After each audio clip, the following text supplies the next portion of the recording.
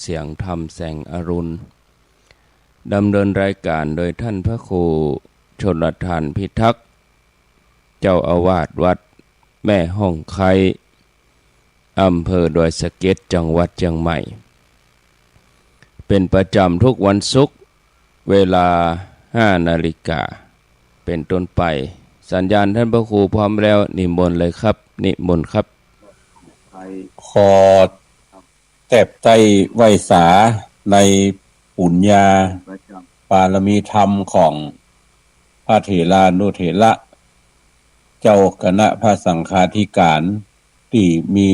สมณะเมตตารับฟังรายการอยู่ยังวัดยังวาจุโตนจุองค์ขอความผาสุขในธรรมจุงมีแก่บรรดาพี่น้องศรัทธาตายกตาญิกาทั้งหลายที่รับฟังรายการนี้ยังบ้านยังจองเลือกสวนไหลนากรรมเขตประเทศบ้านเมืองที่ไกลที่ใกล้ที่ใดที่หนึ่งก็ดียุผู้นายคนวันนี้มาปะกันในวันศุกร์ที่11เมษายนในวัน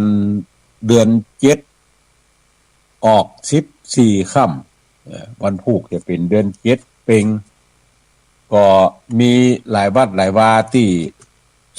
ได้จัดงานทำบุญประเพณีส่งน้ำพระธาตุในเดือน7เป็งก็จักได้ไปร่วมกินร่วมทานกันหลายที่หลายตั้งในวันพุธก็เชิญชวนพี่น้องศรัทธาเฮาท่านทั้งหลายวันนี้จะได้นำเอาพระธรรมเทศนาในเรื่องสุจวรรณะพญางัวเขาคำผูกทวนเก้ามาเทศนาให้เฮาท่านทั้งหลายได้ยินได้ฟังต่อไปแถมเรื่องราวจะเป็นเจือใดนั่นก็ขอยืนอาราธนานิมนต์ท่านทั้งหลายได้รับฟังตามสมควรแก่เวลาสืบไปนะโมตัสสะภะคะวะโตอะระหะโตสัมมาสัมพุทธัสสะ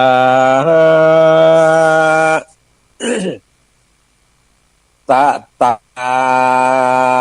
เอโกลาจาสุภาสิตาติลำดับธรรมเทศนามาถึงผูกทวนเก่าอันปราชเจ้าแขวดเป็นกถาว่าตะตาเอโกภาจาสุภาษิตาดังนี้ในเมื่อนางตั้งหลายผู้ร้องไห้ในที่ไกลพังกาส่วนพญาเต้าเจ้าก็ดมเล่ายังกำดีว่าดูลาสายสาลีน้องแก้วกับนางผ่องแผ้วตั้งหลายว่าโฉมชายเฮ้ยเจ้าแม่อย่าร้องไห้เต้นักหนาอ่านว่าสังขาราย่อมบอบมันบดเตียงหูความยังไปมาผู้จะลาเท่าแก่บ่เว้นแว่แก่คนใดลางเตือก็สุกแต่ใส่ลางเตือก็จักใดขอกินลางเถื่อก็ต้องเตียวดินเอวบานลางพ่องก็ขี่จ้างมายองคอลางพ่องน้อก็ได้หยันยองลางพ่องก็ได้เดือดร้องเววนเกิดเป็นคนโลกไตหากบ่ได้ตามใจส่วนว่าเจ้าบุญใจลูกน้อยจักกาก้อยตายไปกาว่าไปไกลบอกไกลลงป่าไม้ดงนาลางเตือดนาน้องไทยลูกที่ไวบุตรตาแต เทวดาเอาซอนบ่หอนกาดจีวีกันใจดีเถียนกาลูกนอดลากำเธอเป็นดังดื้อบอดตายใจสู้อย่ารีบให้นักกว่าเจนเตอในกาละนั่นส่วนเอกลาจาเต้าเงาก็เรียกหามาเล่าเสนาผู้มีนามาไม้มันมาด่วนสันเลวลาจิตตะเสนาผู้ใจอันอยู่ไกลต่างใจว่าต้านจุ้งไปอย่าจ้าเฮรีบออกนามาพรามนาผู้แก้วกราเกยลงเลขตาโหดลาถามหาบุตรตาลูกเต่าจักตายแต่เล่าสันใดอามาต่างใจเต้าไทยก็รีบลูกได้ไปปานเถิงเติงตันบอดยาพรามปูตาโหดลาทำนายหาเต้าไทยนั่งตีระไว้ไกลป่าตาเมื่อนั้นนาพระราชายศมากจิ้งออกปากเขียนจ้าว่าดูกราพรามนาเฮ้ยผู้เฒ่าส่วนลูกเต่าสายใจเข้าดงไพรป่าไม้หกเสาะไส้เล่นตัวกวางลงหนต่างหายกว่าปัดรากนาโยธามรณาตายจากชีวิตขาดเป็นพิการมีอินทรีย์อยู่ใดลูกหล่อไทยบ่ตายอันเจริญว่าอันในกาละนั่นส่วนพรามนาก็ตรงโหลาต้วยพอว่าเจ้าน้อยนอผู้บานเคาะมาปานสนอยบอดทดถอยเถิงตายปลายลูนกายเกิดใดมีโจกใหญ่ตราพาแต่นี่นาไปหลอด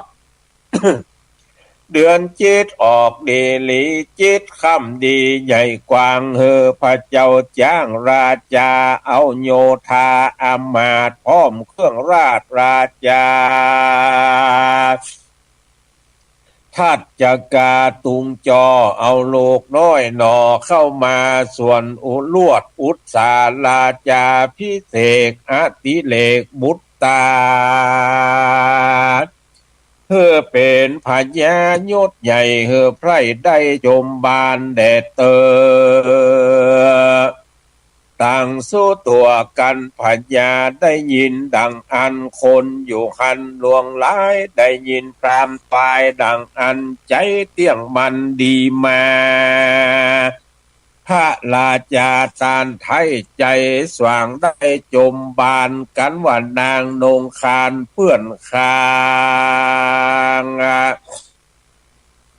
ลวดกล่าวอ้างสาธุการแล้วก็เอาปอนงามปั่นเฮอบอดได้ซื้อปั่นเฮอบอดได้แล้วก็ส่งพรามตั้งหลายเมื่อบานอยู่เสพสร้างเรือนเขาหั่นก็มีแลที่นั่นนานมาบอดญาติพระเจ้าฟ้าโป่งปันอาจญาตันใส่เกลาว่าสู่เจ้าปัจจาจุ้งเอากันมาปัดกวาดนากันราดเวียงใจหน้าบ้านไผ่ก็เฮอเพียวตีกดเลี้ยวก็เฮอเบิกขุดแถมลักต่อเมนก็เฮอขุดออกคนดินมาถอกเสียไก่น้ำวังใสใหญ่กว้างกายหัวคามเพื่อดีงามริมหนต่างเป็นทอยปลูกกล้วยอ้อยหยาดยังใหญ่จ้อน้อยลายแลอินต้วงแดวดินเมื่อล้มต่อกำเปิงป้อใหญ่หน่อยมัด ย่อนหอยติดแขวนกันแต่งแปลงแล้วนั้นลูกหล่อจันปอจักมาในเมื่อเสนาตั้งหลายได้ฟังอาจยาปงปันเขาก็รีบฟันฟังพระโสนพ้องก็ขนพ้องก็เพียวต่างกดเลี้ยวก็แปลงหึ่งงามแปลงยังถามไว้นาบานตามพระเจ้าจ้างสั่งปันมาจะเล่นนาที่นี่นาเราจักจ่าถึงโปติสัตว์เจ้าอันร่วมเฝ้านางตันตีลายละตีมาไขว้นับว่าใด7 วันนางก็ไปปันเฝ้าอุปถากอุสุภราชงวงงามจุวันยามเมื่อก่อนบ่ฮื้อผ่อนหายเสีย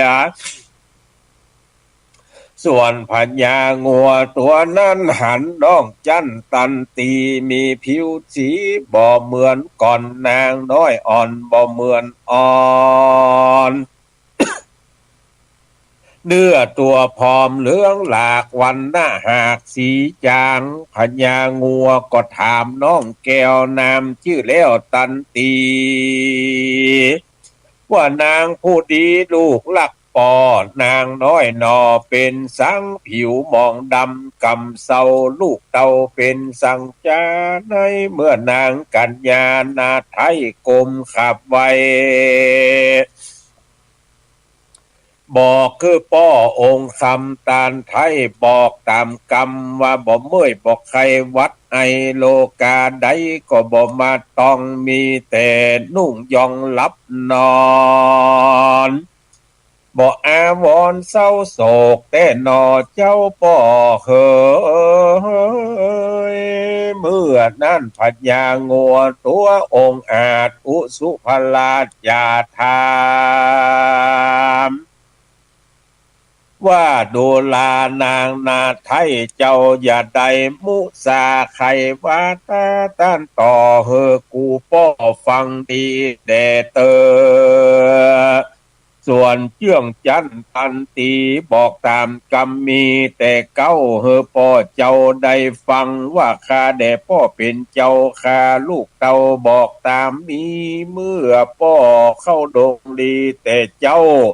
มีใจหนุ่มเน่าเตียวมาขี่อัดสามาแก้วมาลอดถึงเดียวเฮือนนางขอบอนวานจะจองอยู่กับน้องร่วมหลับนอนเป็นเจ้านครเมืองใหญ่นามชื่อใดเจตุตระนกรอกนครเอวดำดอนซอนป่า6 ไล่ล่าตัวกวางลวดลงหนตั้งมาลอดคาลีปอจ้าเร็วปันเกือบปอวันว่าอันเขาแหลดน้ำก็บ่ได้กินจิ้งเข้ามาหิมภาษาดน้ำสักหยาดบ่ลงคอข้าก็ยอปันเธอด้วยใจซื่อเฮือกิน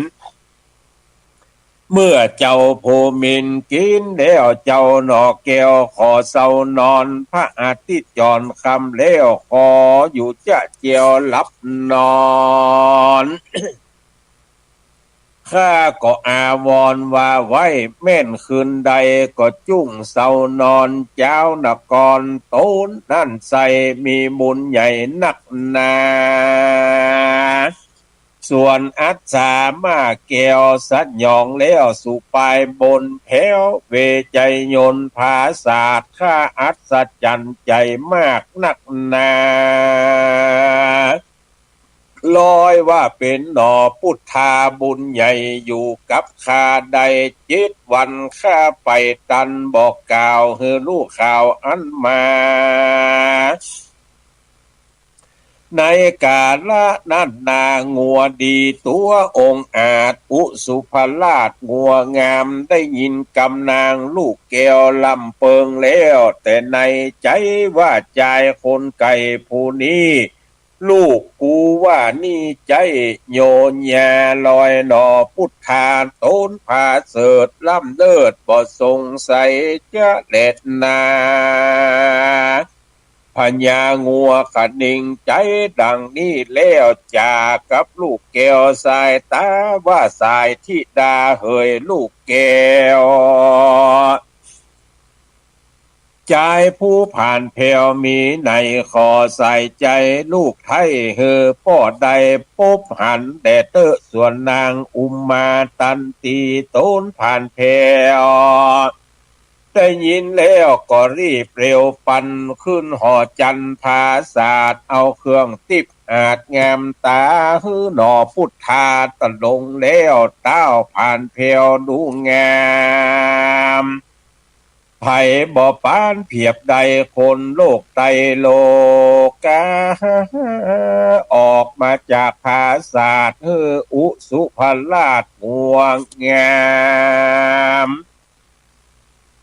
ได้หันกุมารโพธิสัตว์เจ้าเมื่อนั่นเล่างัวงามหันใจลามดังอันใจงัวนั้นยินดีว่าผิวพรรณบ่มีเศร้าลอยเป็นหน่อเนาพุทธังปุนปางเมื่อปลายลูนก่อนอันนางหนอจันอุมมายิ่งเอาโพธิสัตธาสู่สุธาลุ่มไตหึงงัวน้อยใหญ่ได้หันส่วนงัวคำและงัวแก้วได้หันแล้วองค์คานว่าดูงามเลิศแล้วยิ่งกว่านางแก้วอุมมาตันตีเขาก็ยินดีเกิดตองต่างแซ่ซ่องเล็งดูหันแหลดนาส่วนนางอุมมาหนอดเนายิ่งเข้าไปหายังพิตาโตนป้อไวโดยหม้อจาถามว่าข้าแด่ป้องัวงามเป็นเจ้าข้าลูกเต้านาลีกับเจ้าบุญมีหนอดเนายักเพิ่งกันเล่าเจริญเมื่อนั้นพญางัวตัวใหญ่ก็ได้ยินลูกไทยจาถามซึ่งนงลามคานโดยมอว่าลูกลักพ่อสายสีเจ้าก็เปิงดีกับนอนเนาโพธิสัตว์เจ้าจะเล็ดนานางนอนเนานั้นนาอยากกินแหนงสายล้อมแป้งลูกไทยจุงรักษาไว้เฮิดดีเตอะลูกเคย พญางัวกล่าวดังอันแล้วจิ้งกล่าวซึ่งนอเกวโพธิญาณว่าเอวังสุดังนี้เป็นตนนะดูกะลามานะว่าตนผาเสดล้ำเลิศด้วยสมปานเกิดมานานเมินมากพ่อแม่ก็หากยังอยู่เจริญประการหนึ่งเจ้ากูมาในป่าแอวสอดลาดดงลีปุ๊บใส่นาลีที่นี่เป็นบุญจองจี้แต่โหนหลังจุ่งรักกันตั้งกูเอากันอยู่ในดงนี้ก่อนเตอะเพื่อนเฮยส่วนว่าโพธิสัตว์เจ้าผิวบ่เศร้าผ่องใสสีอยู่สุขีในภาศาสกับนางน้อยนาตันตีสนุกยินดีจะใจนับว่าใด3 เดือนกระตำเปลี่ยนขาบไวเหตุไข้ใดโพธิญาณวังสมปานผาเสดเพื่อบังเกิดแก่ตนก็มีห้าแหละนาส่วนอันว่านางอุมาตันตีก็ยินดีจมจืนระรื่นอยู่ตัวกันในเขาคำภาษาเทวดาหากปูจามากนักหนาวันนั้นแลตีนี้เราจักจะใครถึงอินตาเจ้ายศมาปราบฟ้าฟากซองสวรรค์เต้านึก ฝันอยู่จะใจวิตักใหญ่เกิดมีมาพัญญาอินตาโตนองค์อาจกล่าวซึ่งสลีคุตะอามาตย์ผู้ฉลาดหนังสือว่าต้านนีดเลออาจรู้กู้ถอยจุปัญหาเมื่ออินตาถามดังอันกุตะอามาตย์นั่นก็เลี้ยวถามว่าพระองค์คานตานไทยตานคิดได้สั่งจาวิตักมีมาแก่เจ้าจุ้งบอกเล่าเฮอคาฟังแด่เตอเมื่อนั่นพญาอินตาโตนมิเศษยักบอกเหตุมีมาว่าดูกะลากุตะอามาตย์กูเต้าลาดขนิงหาสัตว์ตั้งหลายมวลมากอายุก็หากต่างกันลางพ้องก็มีอายุมั่นยืนยาวผมยังหัวก็บอกขาวบอกงอกตุกสลอกมีมาอันหนึ่งเทวดาจันฟ้าบุญแก่กล้าได้ฟังเทิงยังทำอันวิเศษเสี่ยงกิเลสตัณหาบุญสั่งจาก่อนกีใครลู่เจงทีแก่ใจขอต้านไขก่าวแก่ฮือลู่เนสัตยังแดดเตอเมื่อนั้นสลีกุตะอามาตย์ก็ไว้ขาบอินตาว่าคาเดมหาราชเจ้าข้าบ่รู้เล่าดีหลีพิต้านใครรู้ดีดังอันเจิญเจื่องจันเสด็จไปสู่ดงไพรไต่เตาไปหาเจ้ากุมารอยู่หิมพานต์ป่าไม้นามชื่อใดสุจยกุมารเมื่อนั้นเต้าโตนวิเศษสหัสเนตรปันตา ก็เอาปริวาลามวลมากเสด็จพรากลงมาสู่ดงนาป่าไม้ไปหาเต้าไทยกุมารเต้าองค์คานนั่งแล้วตนแก้วจิ้งจาถามซึ่งกุมารหนุ่มน้อยก็กล่าวถอยกำไปว่าดูกัดลาเจ้าทั้งสองล้านไทยอยู่ป่าไม้ดงดามบ่เป็นสังเมื่อยใครเปียที่พญาติบอกไกเบียดเบียนโตนหรือกังวลเดือดไม่แก่เต้าไทยจะลือเมื่อนั้นโปติสัตว์เจ้าโตนฉลาดตอบเต้าราชอินตาว่าคาเดมหาราชเจ้าทุกโศกเศร้าวัดไอโลกาใดบ่มาไกลบ่เมื่อยใครจิบโตนและต้านเฮยเมื่อนั้นโตนเต้าราชอินตาจิ้งใครจะถามเล่าว่าต้านอยู่ป่าเศร้าดงหนาส่วนปัญหาอันเลิกยากมีอยู่หากสองประการขอเจ้ากุมารจุ้งแก่เฮอลู่เต้ที่สังกาสัตตโลกนี่นามีอายุสันลางพ้องก็มีอายุมั่นยืนยาวขอเจ้าดงเราจุ้งแก่เฮอแจงเต้ดีหลีแก่หัวใจคาเดเตอพักการหนึ่งคนโลกไตกัดตำไว้เมื่อใดจาได้ฟังธรรมเทศนาอันวิเศษเป็นเหตุเฮือใดโสดาอันว่าโสดานั้นใสมีชื่อได้หรือจาขอจุงวิสัชนาก่าวแก่เฮือลู่เต้จุปการตะตาในกาละนั้นโปติสัตเจ้าตนบ่เศร้าเรื่องงามได้ยินพระอินทร์ถามดังอันเต้าเจื่องจันจาไขว่าคนโลกใต้ยิงใจมีอายุหลายมากกว่า เพราะว่าเขาได้สร้างแต่ต่างดีบ่ลาวีหือต่ำก้อยสัตว์ใหญ่น้อยบ่หือตายอายุยิ่งหลายเพื่ออันพ้องก็อายุมินสันปันวายอายุบ่หลายดังอันญาติก่อนนั้นบ่มีศีลได้ฆ่าสัตว์กินบ่ขาดอายุหากสั้นเดียวปันก็รีบดับจีวังตายกว่าเข้าป่าจ้าเผาไฟเพื่ออันแหละนาเมื่อนั่นพญาอินตาอ่อนก้อมนบน้อมด้วยมืองามสาธุการขาบไว้จะใจว่าดีดีก็มีหั่นแหละนา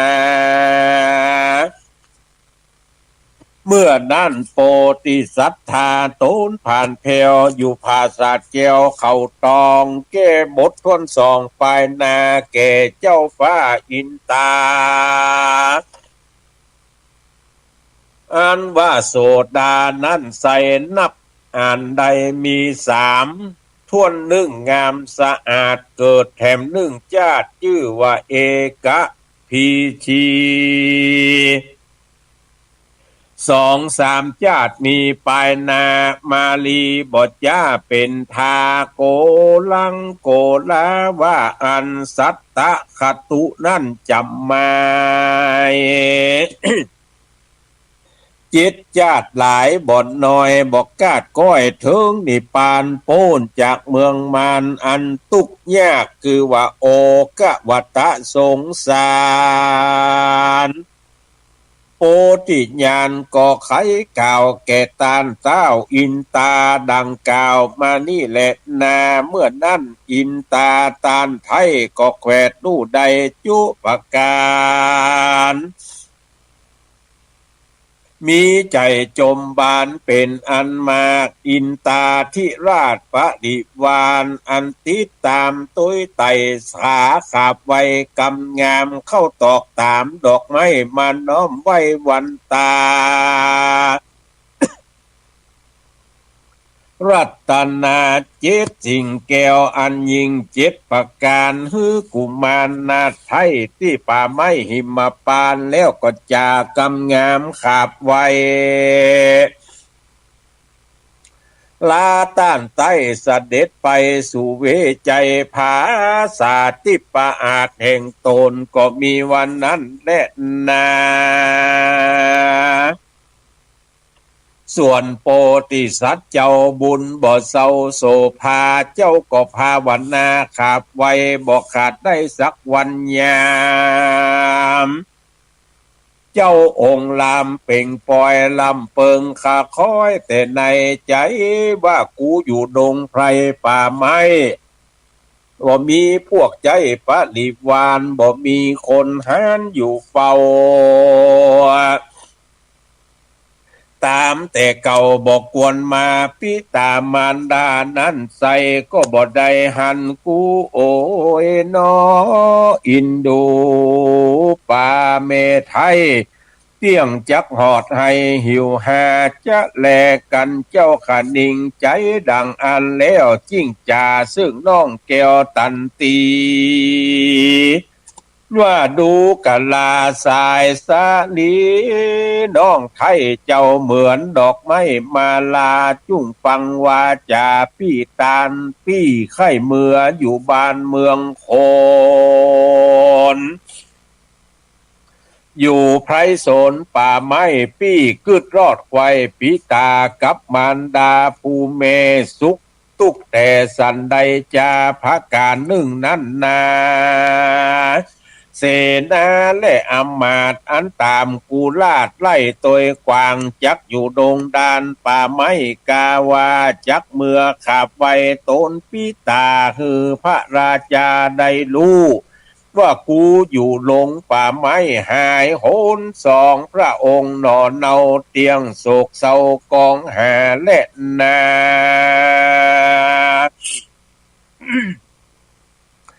พัดเตดูลานางเฮ้ยเจ้าปีลักษณะท่วนที่ดีงามจุงจักเมื่อตามกูปีหือใดหันที่บ้านเมืองเรา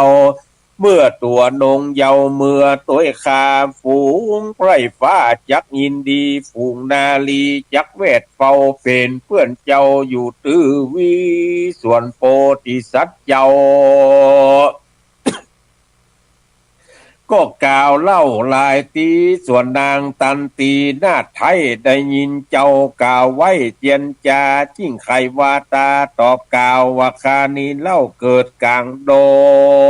ง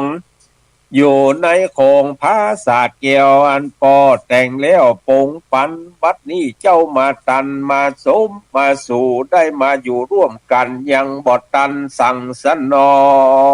ยเจ้านี้ป้อยมาจวนคาเมื่อจะเล็ดนาข้าแด่เจ้ากูโตนวิเศษคานี่ไล่เป้คนผ่านคือว่าเป็นลูกสัตตาลิสานตัวใหญ่จักหือพรากป่าไม้เมืองโคดคือข้ากังวลเขื่อนมากข้ากึดยากเมืองจะแหละนาตานเฮยพระการนึ่งกันว่าคาเมื่อตัวเจ้าเข้าสู่เล่าในเมืองคนนั้นเนืองรอสู่เอารับเขาอยู่เจยจมฝูงที่เคยมาเล่นเขาบ่เว้นสักคนหาตนองค์เจ้าฟ้าเตี้ยงลืมคาละเสียบ่เอาเป็นเมียอาข้าวเฮอเป่าว่างกลางโหนข้าแด่ตนเจ้ากูเอกอ่างจุ่งเมืองกวางคนเดียวข้าอยู่ดงเขียวป่าไม้กับป้อไทยงัวงามก่อนจะแลส่วนโพธิสัตว์เจ้าขดิ่งเล่าในใจจักเงี่ยสันใดนี้เราเอานางหน่อเนาเมืองเจ้ายินเคืองจะใจจิ้งกล่าวซึ่งหน่อไทยแถมสองว่าตัวคิงปอนน้องไทยตัวพี่ใดมาหาร่วมจาญาน้องแก้วปีฮักแล้วบ่หายยิงตั้งหลายไตฟ้าบ่หวังร่วมพาปิงเป่าบ่เอาไผมาเอ็มคางน้องอย่ากล่าวอ้างไปแถมพี่ห่วงเห็นแต่เจ้าหักร้อยเต้าปันตีปัทวีใหญ่กว้างมาจังอ่างกัลากัมปิญากัมปิญาลักเจ้าเหลือกว่าเก่านั่นเล่าดีลีกันพี่เมื่อถึงปุรีเมืองคาจักร่วมเสื้อผ้าผืนเดียวกันพี่เตียวเมื่อลอดเมืองแก้วยอดปุรีก็จักตีกองเอิ้นเปล่าคือลูกข่าวตัวเมืองพระบุญเรืองพ่อแม่ฮักลูกแต่นักนาจักมีอาจญาอภิเษกอดิเลกลาตั้งสองฮือได้ครองเมืองกวางเจ้าอย่ากล่าวอ้างว่าบ่ไปเนอสายใจพี่เฮยเมื่อนั้นนางอุมมาตันตีก็มีกรรมดีตอบเจ้าว่าพ่อข้าเจ้าเป็นงัวไผจักฟัดบัวพอเฝ้าจักละไว้เล่าสันใด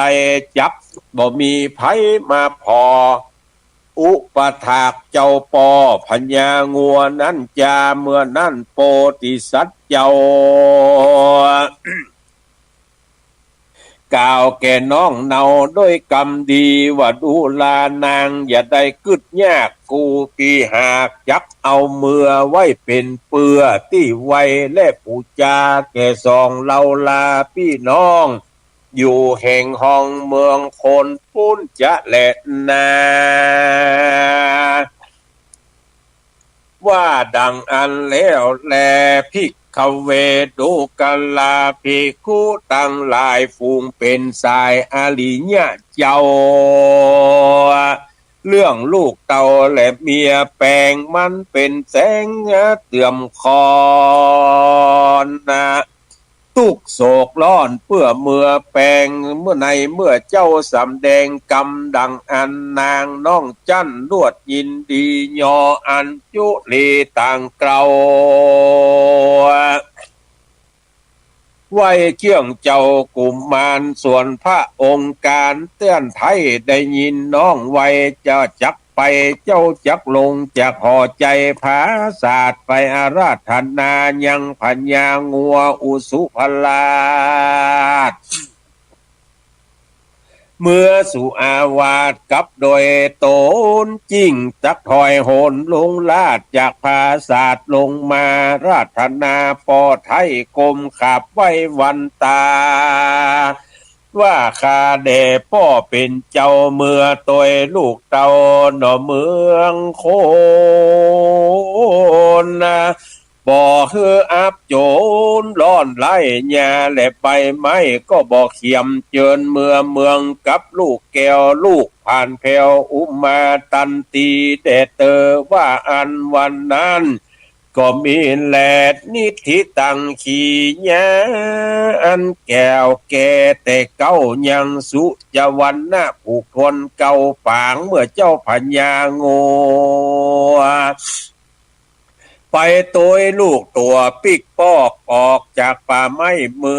องก่อปังโกมโสมเลศเสด็จเฮาท่านทั้งหลายได้ฟังยังพระธรรมเทศนาอันเป็นธรรมข้าวชื่อว่าสุจวันนะพญางัวเขาคำในปลูกทนเก้าก็จบลงไปก็ต้องขอสุมาอภัยกับบรรดาท่านผู้ฟังทั้งหลายอาจจะจ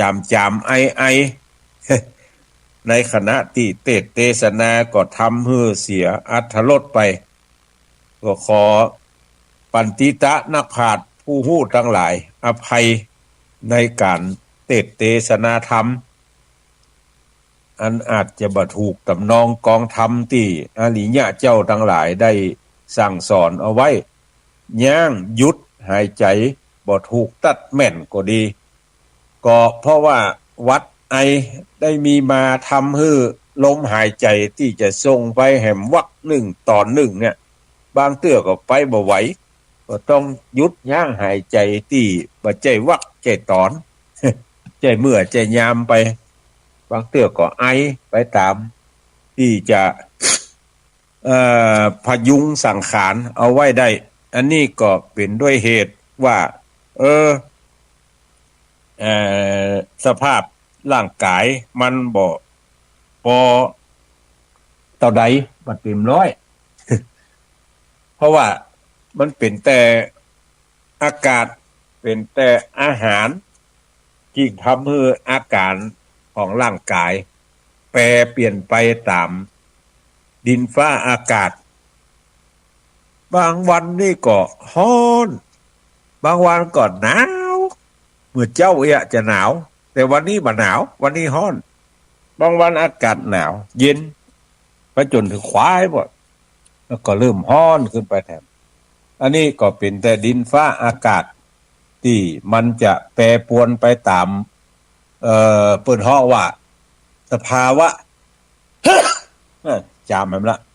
ไปตามสภาวะธรรมไอนี่ยังแควนละแต่ว่าขี้มูกน้ำลายนี่ก็ยัง พอมีอยู่บางเตื้อถ้าเย็นมาก็จะจามไอบางเตื้อไอหายก็เหลือกับขี้มูกน้ำลายไปตามเหตุตามการตามปัจจัยก็วันนี้ท่านทั้งหลายที่อยู่จังเวียงป่าเป้าแห่มสักกรรมนี่อาตมาภาพจะได้ออกวัดออกวาละนัดคนขับรถเอาไว้ว่าตี6 โมงนี่จะออกเดินทางไปวัดสันกูทองวัดของท่านพระปลัดจำนันสุธีโล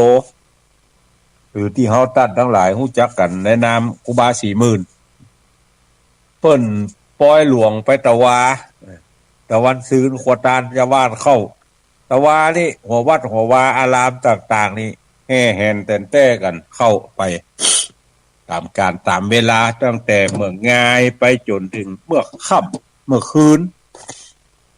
หลายท่านก็ไปออกลงทาน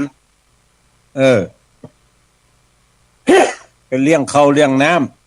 ำผู้ที่ไปร่วมทำบุญสุนทานกัน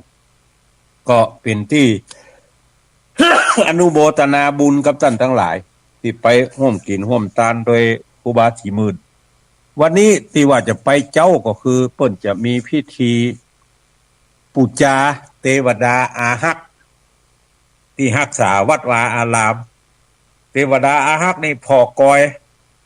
วัดวาอารามแล้วก็ทำให้งานแต่ว่าวันคืนนี่ลุล่วงเป็นไปด้วยดีวันนี้เปิ้นจะปูจาเทวดาและจะอาราธนาพระเจ้าซึ่งเป็นพระเจ้าเก่าแก่ที่ทางวัดแล้วก็ทางบ้านอันมีท่านกำนันประกิตสารพันธ์กำนันตำบลเมฆเจดีย์กับศรัทธายิงใจเท่าแก่ได้จัดหามาจะอาราธนาพระเจ้าองค์เนี้ยขึ้นไปสู่บนซุ้มประตูซึ่งตระกูลของท่านกำนันประกิตสารพันธ์เนี่ยเป็นผู้ออกสตางค์สร้างก่อนและศรัทธาเฮาก็ผ่อนตัวหลังช่วยกันหอมคนเล็กคนน้อยจนได้ซุ้มประตูดีงามกึดกินดาตานกันไป3 วันวันนี้ล่ะ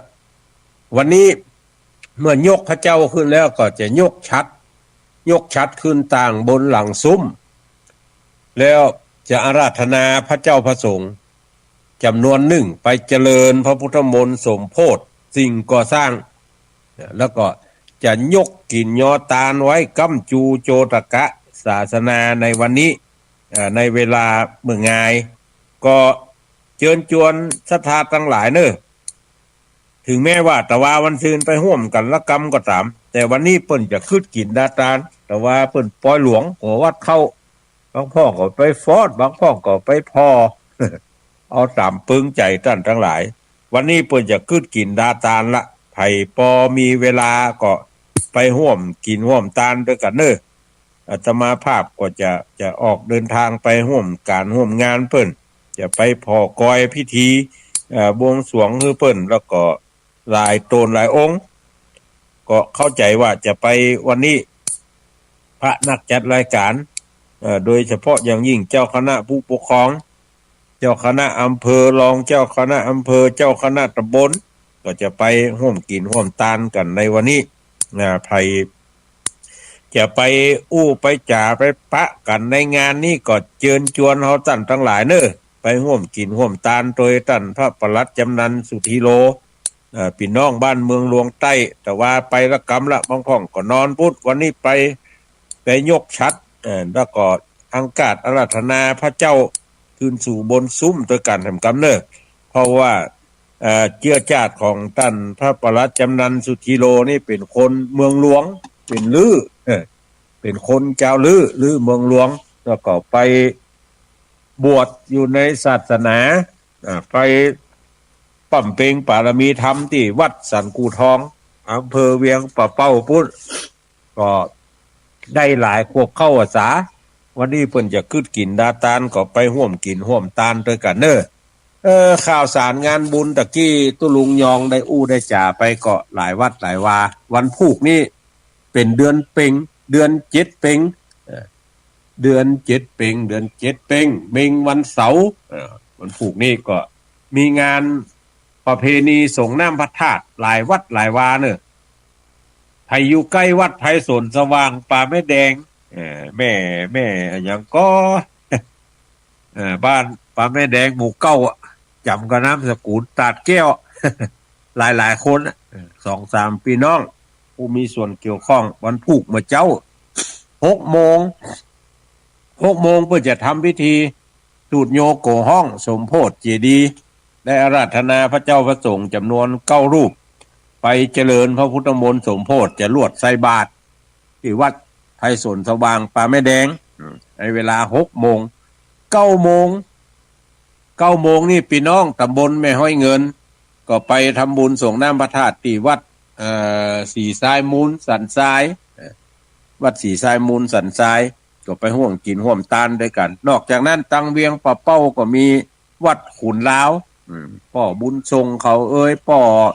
หลวงป่อหลวงบอยป่อหลวงบอย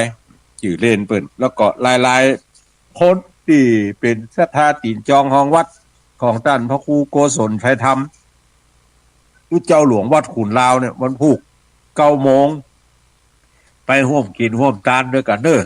เปิ้นอาราธนาหัววัดหัววาต่างๆเนี่ยมาเจริญพระพุทธมนต์สมโภชพระธาตุเจดีย์ในเวลา9 โมงแล้วก็เวลาบ่ายโมงนี่พี่น้องเทพเสด็จก็เชิญชวนไป ร่วมทำบุญประเพณีส่งน้ำพระธาตุที่วัดแม่ตอนหมู่ที่4ตำบลเทพเสด็จเพิ่นจัดให้มีงานประเพณีส่งน้ำพระธาตุที่วัดแม่ตอนในเวลาบ่ายโมงก็เชิญชวนเฮาท่านทั้งหลายเนาะไปร่วมทำบุญสุนทานกันตามวัดวาอารามต่างๆแล้วก็ทีนี้ในวันที่18วันที่18มีนาคมว่าเมษายน18เมษายนนี่ก็เชิญชวนศรัทธาทั้งหลายไปร่วมกินหอมตาลด้วยกันอาตมาภาพพร้อมกับโดยผู้อำนวยการโรงพยาบาลส่งเสริมสุขภาพตำบลไม่ให้เงินนี่นะบ้านสันทรายพร้อมกับโดยคณะกรรมการขับเคลื่อนพัฒนาโรงพยาบาลส่งเสริมสุขภาพที่เฮาตั้งทั้งหลายฮู้จักกันว่าอนามัยสถานีอนามัยเนี่ยบ้านสันทรายก็ได้ไปช่วยเปิ้นพ่อเปิ้นก้อยแล้วก็ช่วยเปิ้นแปลงอาคารที่พักรอรับบริการถ้าภาษาเมืองเขาก็ว่าแปลงที่พักที่ย่างที่เจ้ารอท่าหมอ คนมันหลายแล้วทีนี้ที่พักที่เจ้าที่เป็นห่มมีเงาเนี่ยมันมีน้อยก็เลยชวนกันไปแปลงโดมหลังคาครอบสนามตั้งหน้าอาคารตึงหมดแล้วก็ยกอย่างง่ายโคตรค่ายพัฒนามาเรียบร้อยละแล้วก็จะกึดกินดาตาในวันศุกร์ที่18เมษายนเวลาเมื่อไงกินข้าวไงแล้วสักบึดสักเมื่อสัก9 โมงปลายก็จะเอาละนิมนต์พระเจ้าประสงค์ในตำบลไม่ให้เงินจำนวน10 รูปมาเป็นส่งเจริญพระพุทธมนต์เพื่อความเป็นสิริมงคลแล้วก็จะได้สูตรยกทกถอนเอาคึดเอาเสื่อมตามเมืองเขาว่าคือออกจากสถานที่ท่านเพราะว่าไปต่อเติมเสริมแต่งอันใดบ่ดีบ่งามก็ดัดแปลงให้มันดีมันงามแถมใหม่บางเทื่อก็ถูกใจคนบ่ถูกใจเทวดาบางอันก็ถูกใจเทวดาบ่ถูกใจคนก็ปรับแต่งหนยันย่องคือมันดีมันงามไปตามนั้นดังนั้นก็เชิญชวนเด้อพี่น้องศรัทธาตำบลแม่ห้อยเงินพี่น้องศรัทธาทั้งอื่นทั้งไกลที่ได้ออกสตางค์ร่วมกับอาตมาภาพไปตอดผ้าป่ากันได้400,000 ปลายเมื่อเดือนธันวาที่ผ่านมาก็ได้เอาสตางค์400,000 ปลายน่ะมาแปลงเรียบร้อยละแล้วก็สตางค์เหลืออยู่100,000 ปลายก็เอามากึดกินดาตานแล้วก็จะส่งมอบเพื่อเป็นสมบัติของโรงพยาบาลส่งเสริมสุขภาพตำบลบ้านสันทรายคือท่านผอ.เอาไปใจไปสอยบ่ฮือได้เป็นบาปเป็นกรรมกับคนที่หอมสตางค์กันแปลงก็เชิญชวนท่านทั้งหลายเน้อวันศุกร์ที่18เมษายนนี้เดือน7แฮม6ค่ำก็ตั้งแต่เมื่องายไปจะเจริญพระพุทธมนต์สูตรยกทกถอนอย่างฮือเรียบร้อยแล้วก็จะกล่าวมอบอาคารให้เป็นสมบัติในทาง สาธารณประโยชน์ต่อไปแถมแล้วก็แถมงานหนึ่งข่าวสารงานบุญแถมงานหนึ่งก็ได้ไปช่วยตั้งศูนย์ส่งเสริมการเรียนรู้ระดับอำเภออำเภอดอยสะเก็ดเนี่ยก็ไปแปลงห้องเก็บของให้เปิ้นตั้งหลังอาคาร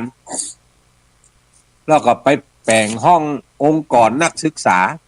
ตั้งหน้าแถมห้องหนึ่ง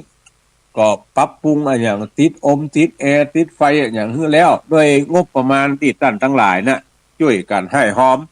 ตอดผ้าป่ากันไปเมื่ออันได้200,000 ปลายแปลงแล้วดีดักยกกินยอตาลแล้วดีดักทีนี้ว่าสตางค์มันเหลืออยู่40,000 ปลายก็เลยอู้กับกรรมการว่าเขาจะเนี่ยเจือใดหาสตางค์มันเหลือนี่ก็ได้เจิญได้นิมนต์กรรมการไปนั่งนั่งจากันโดยมีท่านพระครูศรีปทุมลักษณ์เจ้าคณะตำบลเชิงดอยเขต1เจ้าอาวาสวัดปทุมสารารามหนองบัวเนี่ยเป็นประธานคณะกรรมการศูนย์ส่งเสริมการเรียนรู้ระดับอำเภอก็มานั่งนั่งจากันเสร็จสัดเรียบร้อยละว่าเขาควรจะเอาสตางค์สักส่วนหนึ่งเนี่ยไปปรับปรุงห้องสมุดอำเภอดอยสะเก็ดห้องสมุดประจำอำเภอเนี่ยถึงแม้ว่าในยุคนี้สมัยนี้เขาเข้าใจว่ามันมีคนอ่านนะเขาพอ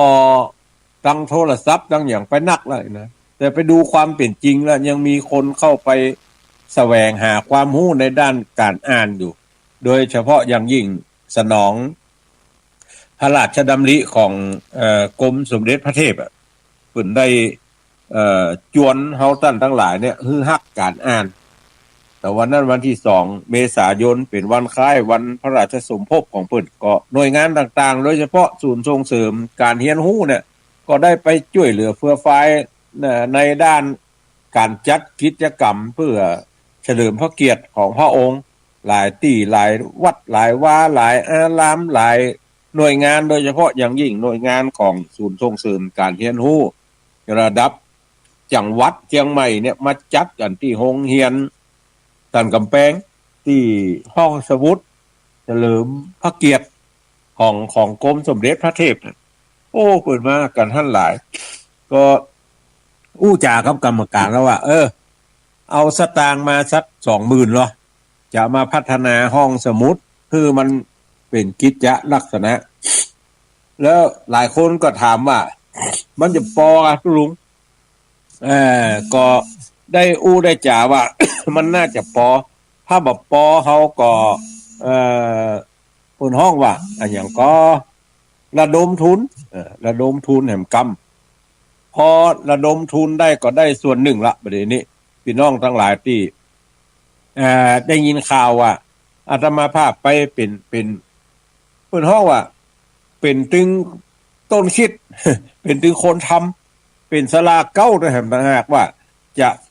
ทำจะใดกับห้องสมุดเพื่อเป็นกิจลักษณะหลายท่านในอำเภอดอยสะเก็ดมันมีแต่แดะห้องสมุดได้ยินกับห้องสมุดก็ที่สนามงัวโจรสนามกีฬาของเทศบาลตำบลดอยสะเก็ดบัดเดี๋ยวนี้อันนั้นเป็นห้องสมุดอยู่หั่นก็ไปปรับปรุงกันแต่ว่านี่ก็ผู้ใหญ่ใจดีทั้งท่านสมาชิกสภาจังหวัดท่านสจทั้งท่านปลัดอาวุโสทั้งท่านกำนันสมพงษ์เจริญศิริกำนันตำบลปะป้องแล้วก็อดีตกำนันศรีนวลไทยตันแถมหลายท่านโดยเฉพาะท่านพระครูศรีปทุมลักษณ์ไปได้ใครตึงวันไปยื้อไปใจกันว่าเปิ้นแปลงอันอย่างจะได้แล้วก็ช่วยฮื้อข้อที่แนะว่าอันนี้ควรจะอย่างอี้ประเดี๋ยวนี้มีหัวหอบขอบชิดเรียบร้อยละงานบางส่วนก็เรียบร้อยไปละ ยังโครงข้างประตูแต่ว่าก็ผู้ใหญ่ใจดีเอาน้ำยาอย่างไปพ่นมาหิน38คือมันเกาะติดกันก็จะซอยเป็นลานกิจกรรมต่อไปแถมตังบรรณลักษณ์ครูกอยครูการณพัฒน์แสนยศก็ดีอกดีใจที่หลายฝ่ายคือความสำคัญต่อห้องสมุดก็ได้ได้จากันแต่ว่าต่างคนต่างขอบคุณกันที่ได้ฮื้อกันมีโอกาสได้สร้างบุญกุศลตั้ง หน่วยงานราชการตั้งศูนย์ส่งเสริมการเรียนรู้ระดับอำเภอก็เปิดโอกาสให้ประชาชนทั่วไปได้เข้ามามีส่วนร่วมก็ได้เป็นที่บัวละมวนและจะกึดกินดาตานในวันอังคารที่22เด้อท่านทั้งหลายวันอังคารที่22วันนั้นก็จะมีพิธีสูตรยกทกถอนเหมือนกันถามว่าถอนอะไรอย่างตู้ลุงก็ถอนคึดถอนเสื่อมที่มันติดมากับเหล็กกับหินกับดินกับทรายกับไม้ที่เฮามาปกสร้างห้างแปลงน่ะงามพ่องบางงามหลายตามงบประมาณนั่นน่ะบางเทื่อมันติดมาเฮาก็จะสูตรยกทกถอนตามกรรมโบราณที่เพิ่นตั้งสอนกันเอาไว้ที่สำคัญคือไปแปลงประตู บ้องประตูให้ใหม่กูเตือนมาเข้าทางหิมบ่เดี๋ยวจะเอาเข้าครึ่งกลางคือมันงามน้อยก็ยังค่าทำ2-3อย่างก็จะทำให้แล้วก็หลังปีใหม่เนี่ยแล้วก็จะขึ้นกินดาตานในวันอังคารที่22ไผว่างก็เชิญชวนไปร่วมกินหอมตาลด้วยกันเด้อบ่ว่างก็ลองโทรโทรจากันก็ให้หอมกันมาตามกำลังทรัพย์และเจตนาต่างทั้งหลายวันนี้อาตมาภาพใช้เวลามาครบถ้วนขบวนการละมาเปิดสายให้ไผผจาแต่ว่าจะฮับตั้งหลังไม่เนาะก็ขอปันโชคปันใจให้ท่านทั้งหลายได้อยู่ดีมีสุขมีอายุมั่นขวัญยืนอยู่ก้ำจูดูยังวรพุทธศาสนาจนเสี่ยงจิละการอันยืนยาวนานนี่แด่เตอจัตตาโลธรรมาวัฏันติอายุวันโนสุขังปะลัง